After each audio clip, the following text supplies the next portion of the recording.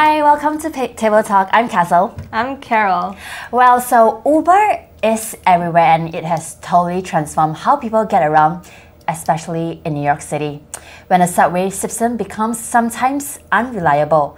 Now there are about 14,000 permits for NYC yellow cabs to drive the streets. But as for Uber and Lyft and other ride-sharing apps like Via and Juno, they have about 80,000 cars in the street of New York City. Well, I did my math on my calculator. That's 6 times more. So 2 days ago, the City Council actually approved a package of bills that includes a 1-year freeze on new for-hire vehicle license as the city explores other ways to reduce traffic congestions, while also ensuring that rideshare drivers earn at least around $17 per hour. New York, you are doing a good job, but supporters of the law, including Mayor Bill Blasios, said that it will ease gridlock and improve wages, but critics said it will make it harder and more expensive to get around. Okay, so let's break it down. What does this mean? What is happening? And who is it going to affect? So as Carol said on Wednesday, like Uber and Lyft, they are capped. And so that means great news for yellow cab drivers. Maybe there's less competition or they can finally get to pay off their taxi medallion, which in 2013 it topped off to $1 million. And that means if they pay it off, there goes, they can go off to retire. And that also means less traffic on the streets and better wages from $14 an hour to $17. Well, as always, there's 2 sides to every coin, right? So if it means like it's good news for those yellow cab drivers, for riders, it might actually means wait time. It becomes longer and maybe even more expensive rides. But a report says that the wait time will increase maybe by 18 seconds per ride. So I guess it's not too bad, right? You mean the wait time increased by 18 seconds? Yeah, 18 seconds. It's not that bad. Yeah, it's fine. We are really impatient people, but I think if it's not like 30 seconds or like a minute, that's fine. So, but then the question comes, here comes the question, what happens to people outside of Manhattan? Because, you know, in the city in Manhattan, there's a lot of like yellow cab drivers. Yeah. But once you're maybe in Queens or like Bronx or like Brooklyn and in those residential area, like cab drivers, they don't really go into those areas. And they are underserved by yellow cabs. And actually a civil rights activist, he wrote on Twitter, they are talking about putting a cap on Uber. Do you know how difficult it is for black people to get a yellow cab in New York City? We have a picture of the tweet, if we can pull it up. Yep, that's right, that's the tweet. So before we dive in deeper into the topic, we're gonna talk about our own Uber experience. So Carol, can you tell me one of your Uber experience that you want to share, weird, funny, or? So I think for my Uber experience, it's I don't think it was an Uber. I think it was actually Lyft. I think a few years back, Lyft has this thing that if anything within Manhattan City, like center area, everything's $5. Right. So I used to have like those promotions a lot, and I did it a lot. And I remember this one time, I was in the cab first, and I was on the phone with my friends. I was talking Mandarin, and these 2 white guys, they came in, and they're like obviously. Also, it's a poll. It was a poll. It was a poll. Yeah. So they came in, and they're obviously. They've been partying, they're a little drunk. So they were annoyed by me talking on the phone in a language that they didn't understand. So, but I, like being mindful, I was not loud. I was just like, you know, I was having a conversation, but I was quiet. And then the guy was like, hey, do you mind? Like, just stop talking. And then like I'm like, yes, I do mind, and I'm having a conversation with my friend, so I'm gonna keep continuing my conversation with my friend. So like he just kept asking that, and then eventually he poked me, and then I'm like, dude, don't touch me or else I'm gonna call the cops on you. And then the guy in front of him, like, he wanted to be racist, right? He wanted to push the buttons. So he was like, yeah, don't touch her or else she's gonna kung fu on you. Oh my God. So like when that happened, I'm just like, okay, do I really want to call the cops, or do I want to just lash out on them? What do I want to do? So when he like poked me, like one more time, I was like, yeah, don't poke me because I know Kung Fu and I'm gonna like Kung Fu and break your nose. Oh my God. I'm so glad you actually joked with them though. I did because I was angry, but at the same time, I don't want to sound like a crazy lady because they're drunk. Does not really give them the excuse of being inappropriate. Like racist. Right, like, but then at the same time, I want to make fun of them in a way that I can also exercise my right of like, you know, being able to be in this whole situation and not giving up my right to talk on the phone, right? So I said that, and then you know, they didn't really, I think they were drunk, so they didn't really know how to react to that. They know like we are getting racist towards each other. Yeah. So it's just like, we got quiet for a little bit, and then eventually we got to my doorstep, and I just wished the driver good luck with these two, you know, what color trashes, right? So obviously they're not happy to hear that, but you know, I was just like returning a favor. Yeah. But that was like one carpooling experience I had. With these kind of service. But other than that, I would say most of my experience has been pleasant. Yeah, it's just like, you know, with Uber and Lyft, like this ride-hailing services, it's very convenient. Like you can just call it on your mobile phone, and not like if you are in a residential area where there's no like yellow cabs, you don't need to like maybe walk a few blocks to the main street and hail a cab. Right. You know, but you can just, from your doorstep, you can just call it on your phone. That's very super convenient. Right. Yeah, but I can see how the Black community, they have their concerns. I mean, that kind of just like, because with cab, you do get all kinds of different people, and like people, they do different things. So I do understand their concerns. So with this bill, I don't know, do you take Uber a lot? I used to take Uber a lot, and I just like, it was so much at one time that I actually deleted that because I was spending so much money. It's so convenient. Like I said, if I'm late, I'm running late, I'm just gonna call an Uber, you know, instead of taking the subways or the bus when sometimes it crashes or whatever. But again, it's like super convenient, but I actually have to delete the app for like 2 weeks to like limit myself.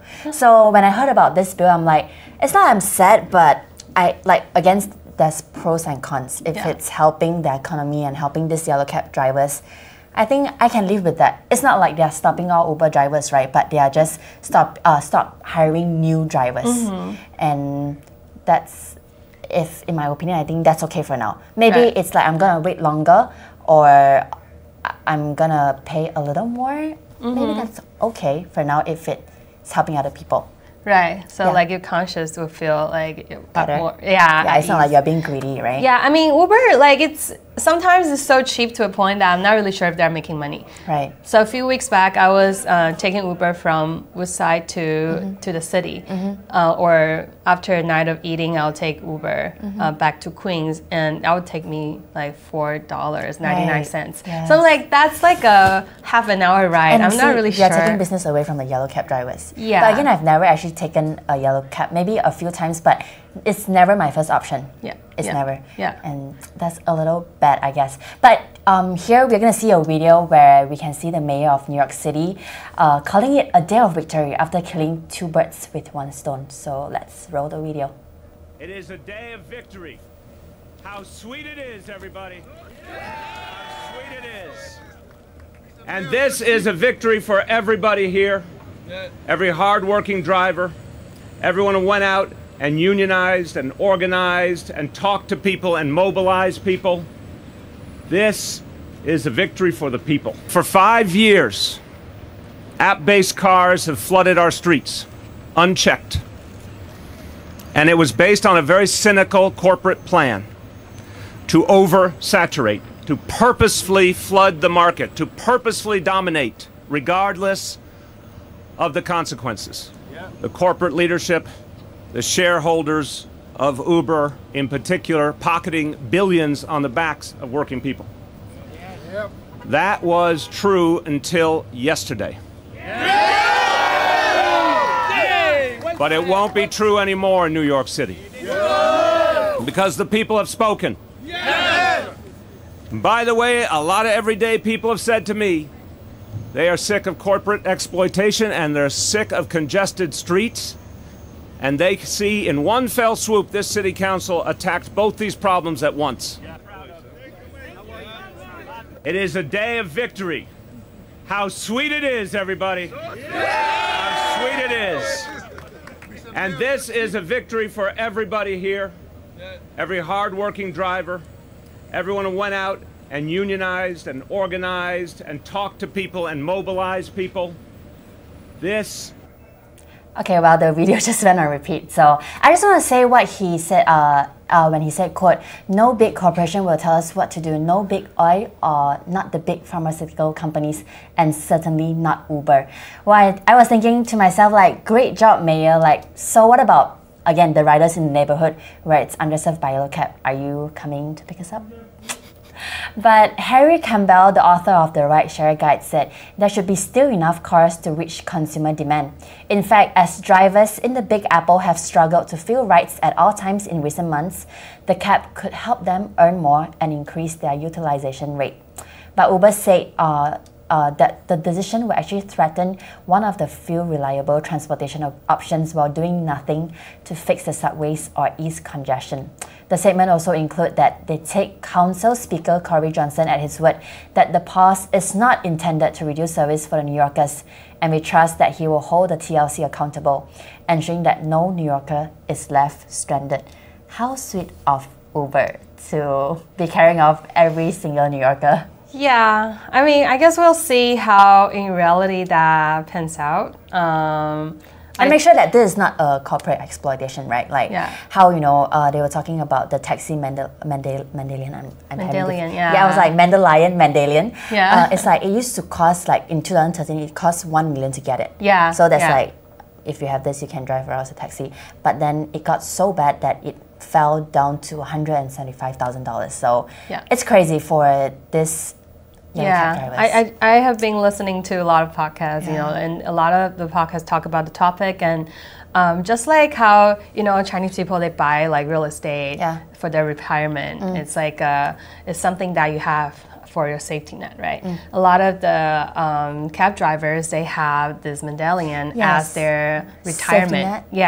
So now, like, they did not expect to have this Uber thing come up, right? So eventually, what they had in mind for their retirement, it just kind of evaporated. So a lot of people, they're like, they killed themselves. They left strangled in this situation, which is really unfortunate. That's crazy, because reports said that in just since 2018 up to like maybe January or December till today, actually there's 6 deaths already, like 6 yellow cab drivers committed suicide. And as you can see in this picture, it's actually a protest held this year in March at the City Council, signaling, you know, how many deaths and how many lives has been taken because of this just Uber coming into the market and kind of like destroying the market. And how these cab drivers, like you said, they invest their money in this Mendelian and they couldn't pay it back. They're just having a lot of debts. Like some of the stories include them hanging themselves in their Queen's Home garage, or like their bodies are found in East River because they have $700,000 of debt, and it's just crazy. Yeah, it's a very unfortunate situation. But it's Uber definitely has disrupted the industry. But I think there has to be a way that the government find a happy balance, medium. right? Yeah, this is when the government comes in. If it's like, so if for the same ride I have to pay like $35 on a cab, but $5 on Uber, I think the gap in between the two is pretty big. And it's like, it's good for us riders, we don't care, but when you hear stories like this, hey, actually it's impacting human lives, like it's real. It's concerned about, it's not just, but sometimes maybe you're just greedy, or you think about yourself, you know, you seek your interests first, but hey, lives are involved, so. So I mean, I'm definitely respecting and I applaud the mayor's office for putting people's life first, right? And like the right of the taxi drivers first. But I do think eventually, if they want to have a more sustainable system, they need to find a balance. Right. As let me find my notes. As the executive director of the New York Taxi Workers Alliance says that this victory belongs to New Yorkers and our allies who have stood with us to say not one more death, not one more fallen driver crushed by poverty and despair. Right, so that was it. And Carol, would you like to tell we are shifting from something pretty serious to, would you like to tell us something about Uber Eats that I do not know about? Oh, so did you know that I don't know if you guys have ever tried Uber Eats, but now Uber Eats, they are having this new thing, whereas I think initially the minimum charge for Uber Eats $4.99, but now depending on... And we have a video that we can roll, yeah? But now, depending on how far you live, they have this new calculation system, so you can pay as low as $2 actually for Uber to deliver you food. And so I think the logistic and the detail of this Uber Eats thing hasn't really been disclosed yet. But if you live really close and during this promotional period, you can order things that you want to eat and you only have to pay $2 for that. And if the system actually works out, this calculation system will be introduced to different parts of the world in different cities. So, I don't know, have you ever tried Uber Eats? I've never. I can just pick up my food. I don't want to waste money on delivery or things like that. I just heard it's expensive. I never really tried it. But yeah, that's me. Yeah, so I've never tried Uber Eats either. But I was just talking to another colleague, and seems like Uber Eats, it's a really good concept, but when it's like a restaurant that's really close to you, sometimes Uber Eats would take longer than if you were actually walking to the restaurant and pick it up yourself. So I'm still a little skeptical of how efficient or the model would be, but if it's only $2, I think I'm willing to give it a shot. Right. Yeah. So moving forward to our next topic and our final topic as well. Yeah, so this topic, it really got me for a week. When I was doing news with my other colleague, we came across this piece of news, because how can you miss that, right? So apparently, Winnie the Pooh, the movie has been banned in China. And do you want to guess why? Can you just pretend that you don't know why? Okay, so I'm just gonna act. So because they are comparing the Winnie the Pooh to China's presidency. Yeah, that's right. So, but Taiwan, well, I'm sure you guys know the sensitive situation between Taiwan and China. So this is a great opportunity for Taiwan to jump in and make fun of China a little bit. And be like, oh, we got more freedom of speech right here. Right. So Taiwan actually mocked Beijing over Winnie the Pooh. And as you can see right now, this is an ambassador of tourism in Taiwan. It's a bear called O Bear. So the Taiwan Foreign Ministry actually posted on their official Twitter account comparing a yellow bear and the Taiwan official mascot, and saying that O Bear's cousin Winnie the Pooh's film has been banned by Chinese authorities. But make no mistake, all bears are created equal in Taiwan, and Christopher Robin is screening nationwide in Taiwan. Okay, we have to talk about this picture right here. I just saw it today. It's super cute and kind of similar, don't you think so? Yeah, I mean, it does look very funny. I mean, it's just so funny how in America we could make fun of Trump, and you're not banned, but again, something about China which is pretty awesome. Oh, and this is Japanese, Japanese Prime Minister. Yeah, it's so similar. It's so crazy how they could find something so similar. Yeah, I mean, I don't really know who actually draw the resemblance together, but. Once you see it, you cannot unsee it. Yeah. And then it just kind of stuck in your mind. So whenever I see... And this, they say in 2015, is the most censored picture in China. The most censored picture? Yes, 2015. Okay. Wow. Yeah, I was talking to the other colleague of ours, and she was saying that on WeChat, did you know that they filter messages based on keywords? So if you were to post anything about Winnie the Pooh, you'll be filtered. Yeah, yeah. So I thought that was a very interesting piece of news to share. Personally, I don't think Winnie the Pooh I mean, if you look like Winnie the Pooh, what's the big deal? It's cute. I guess it's a big deal when you are China's president. But okay, we like to end this slightly and not making fun of China's president. But do you have any favorite quotes from Winnie the Pooh? No. Okay, but I have one. I'm gonna tell you. Okay, so it's actually because like how Pooh and Piglet, they are so cute. They are like best friends forever, and there's a lot of quotes on the net, and just like quotes about friendship. And one of my favorite one is when Piglet asked Pooh, "How do you spell love?" And Pooh said, "You don't spell love. You feel it." Aww. And my heart just melted. Aww. But I guess that's all the time we have for today. Remember, you can always send us stories on our Twitter at Hey Kessyl and Summer C4. Right, like you can talk about things like, what do you think about a topic we have talked today about Uber? Like if you're an Uber rider or you're a yellow cab driver, what do you feel about this bill that's passed on Wednesday affecting you? So you can always feel free to tweet us or leave your comments down in the box below. Or if you're Winnie the Pooh, you can let us know how you feel about this ban in China. All right, so I guess we'll catch you next week, Friday, same time, 4 p.m. Have a great evening and have a great weekend. Have a good weekend. Bye. Bye.